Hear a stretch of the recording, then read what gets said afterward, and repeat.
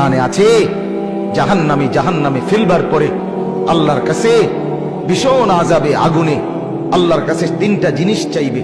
জাহান্নামী বলবে, আল্লাহ এত কষ্ট না দিয়ে আমারে মৃত্যু দিয়ে দেন।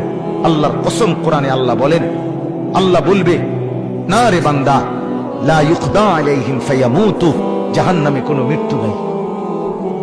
নাফরমান জাহান্নামী তখন বলবে, আল্লাহ তাইলে আমারে একটু তাখফিফ, একটু আযাব হালকা করে দেন, আমারে মাসে একটা দিন কদ্দুর বিরতি দেন, 24 ঘন্টার মধ্যে আমারে 10টা মিনিট হইলেও কদ্দুর আলগাত রাখেন, আমি আর পারছি না মাওলা। আল্লাহ তাআলা বলেন, ওয়ালা ইউখাফফাফু মিন আযাবিহা, না রে নাফরমান, 1 সেকেন্ডের জন্য জাহান্নামের আযাব কমানো হবে না। 3 নাম্বার, নাফরমান বলবে, আল্লাহ তাইলে আমারে দুনিয়ায় একটু ফেরত যাইতে দেন, আমি নেক আমল করব এবার গেলে। আল্লাহ বলেন, যেদ্দুর হায়াত দিলে নেক আমল করা যেত, ওদ্দুর হায়াত দিয়েই তোমারে আনছি, আর ফিরবা কাল্লা, না না, দুনিয়ায় ফেরত যাওয়া যাবে না, তাইলে মরতেও পারবে না, আযাবও হালকা হবে না, দুনিয়াতেও ফেরত যাইতে পারবে না। তো কি করবে?